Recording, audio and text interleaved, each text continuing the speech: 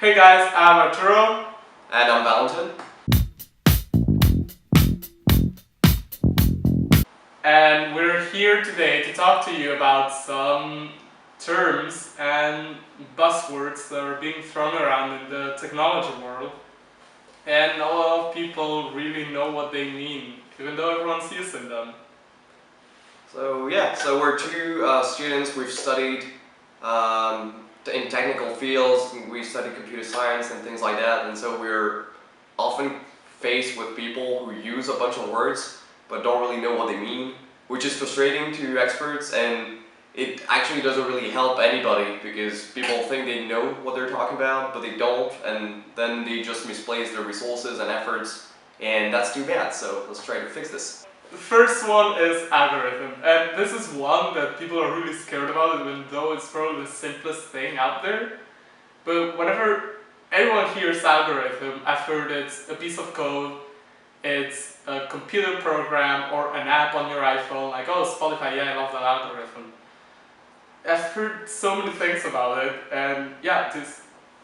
So an algorithm is nothing more than a list of instructions. So when you look at a cooking recipe, it's an algorithm because you have a start, then you have steps to execute, and then it ends. Of course, when you want to program something, you use algorithms to tell the computer in an ordered fashion what you want it to do. But at the end of the day, that's all it is. Algorithms can be really simple. It could just be wake up, go to work, come back, sleep. That's an algorithm. Or it can be much more complicated. But at the end of the day, that's all it is. And sometimes you might hear people who tell you, oh yeah, just design an algorithm. Sometimes it might just be that what they actually want to explain is way too complicated, and so they will just use algorithm to get away with it. But at the end of the day, algorithm, cooking recipe, same thing. The law itself is an algorithm. Yes. The way you apply the laws, an electoral system, the elections in France. They are all algorithms, and that's why I don't really understand why everyone's scared of algorithms, where everything we do on a daily basis is basically one. Yes.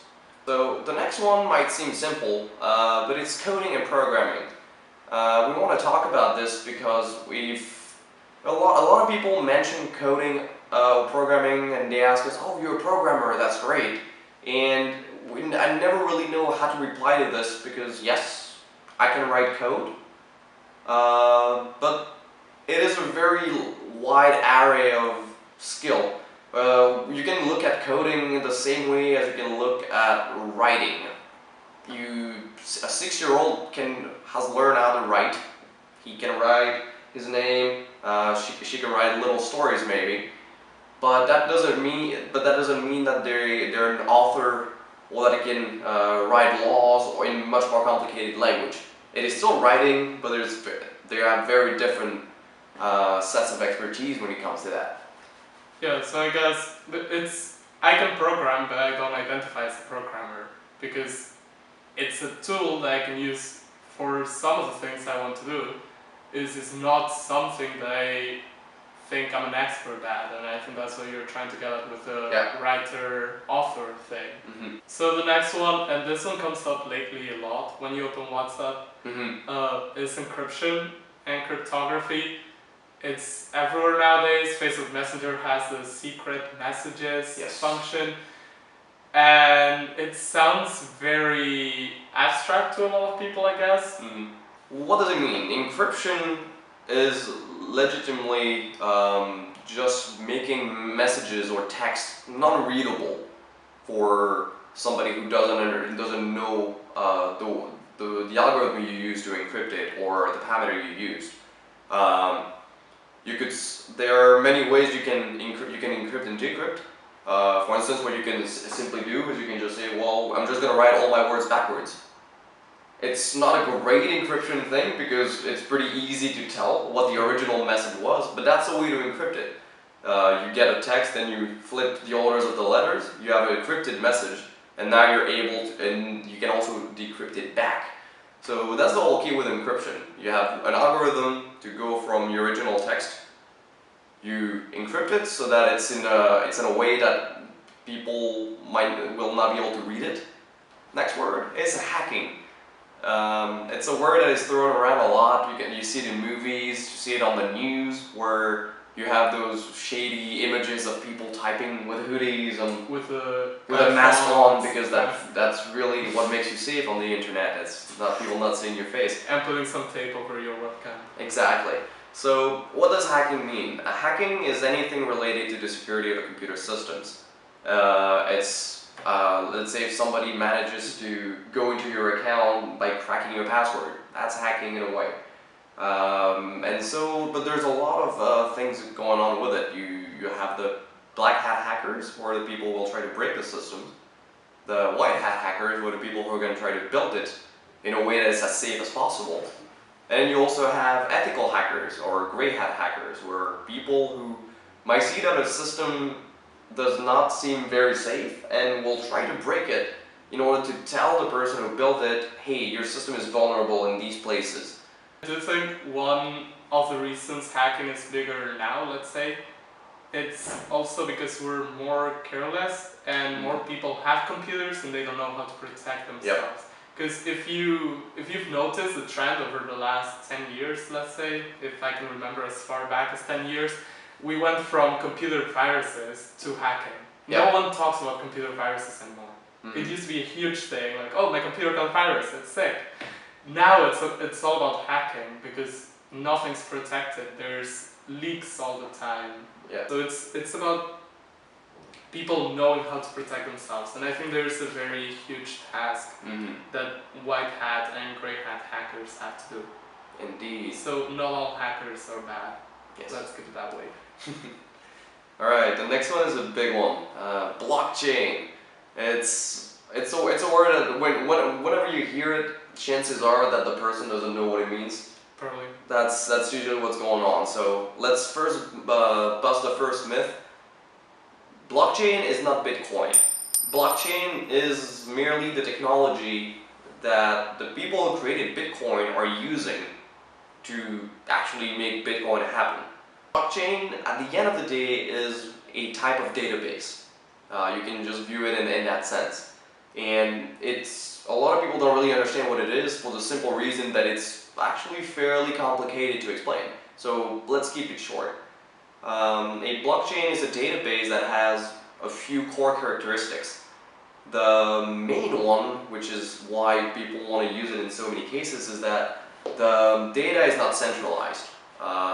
The data is located in a bunch of different places and it's the same everywhere. So it's harder for people to completely remove the information or to change some records. Another important part of blockchain is that once data is in the database, it cannot be removed, it cannot be modified. So once a record is in there, it is in there forever. If you want to modify it, you would have to add another record saying, hey, the previous piece of data is no longer. And the third big core concept about it is that every time new data has to be added to the database, everyone involved must agree that the piece of data is legitimate. If someone is able to say, hey, no, I don't trust this record, then the record is not added altogether. So it's basically a system that's built on trust and consensus. So what you need is trust from everyone else to be able to put in new records or modify existing ones, and consensus from everyone. So it's very important that the whole community, since you don't have a middleman, you have to agree with whomever you are transacting, and everyone else has to verify that agreement.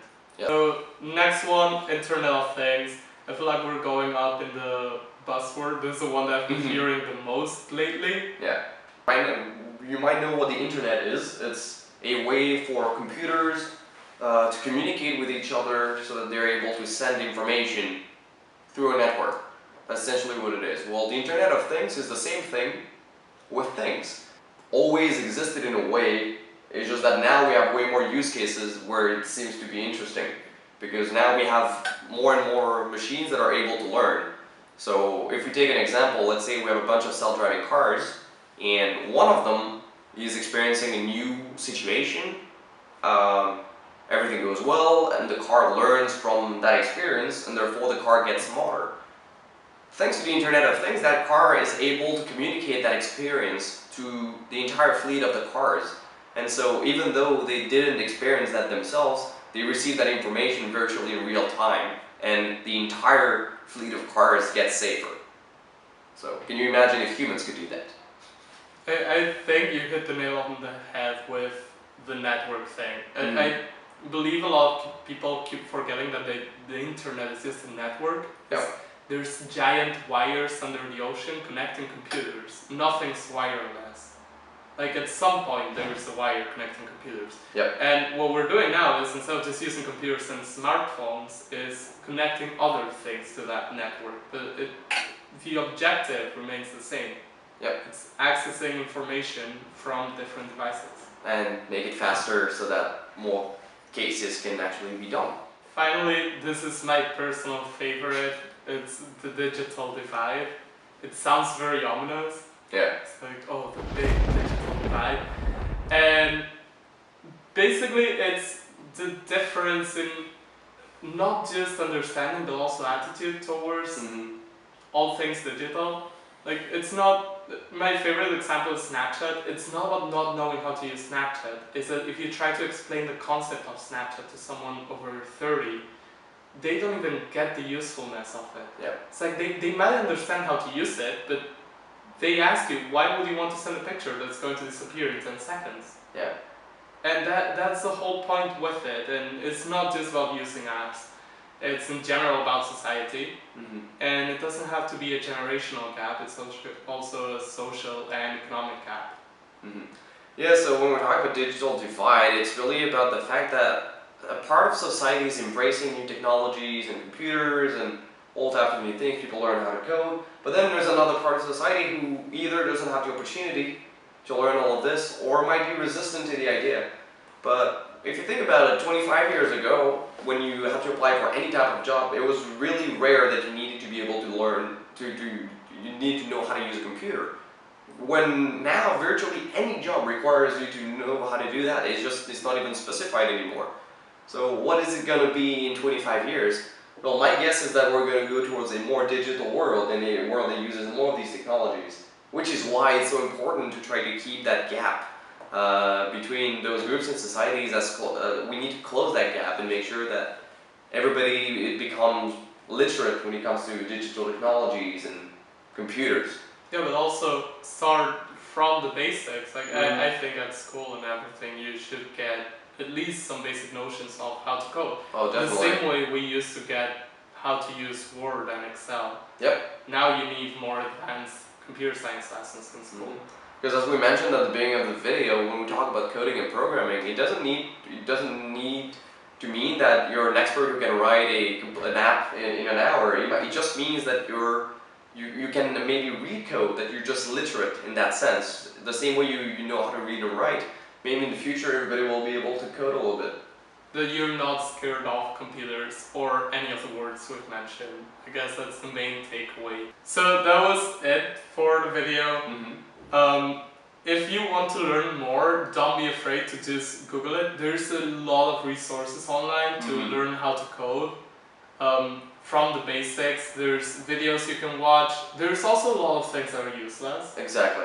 But I feel like there's some very good resources, because I mean, we're talking about digital things. Where are you going to find them if it's not on the internet? Exactly. And it's one of my favorite part about the whole community of people who do computer science and are into those digital technologies is there's really that spirit of sharing. The same way people that's the same way we're talking about with data centers, that we can share our resources to achieve a goal. When it comes to digital technologies, a lot of people put their knowledge out there. It's usually free. It's accessible. It's usually really user friendly. I guess I can almost thank YouTube to get my bachelor degree, because almost everything that we see in class we can go back and there are countless YouTube videos of people doing exercises step by step. Yep. So you can actually learn almost very technical things, but you can also very easily have a gist of what are those things that people talk to me about in that meeting. So we hope you enjoyed the video and the rest of the workshop, and you get to apply what you've learned from us in your day-to-day life and stop saying big data for everything. Exactly. What he said.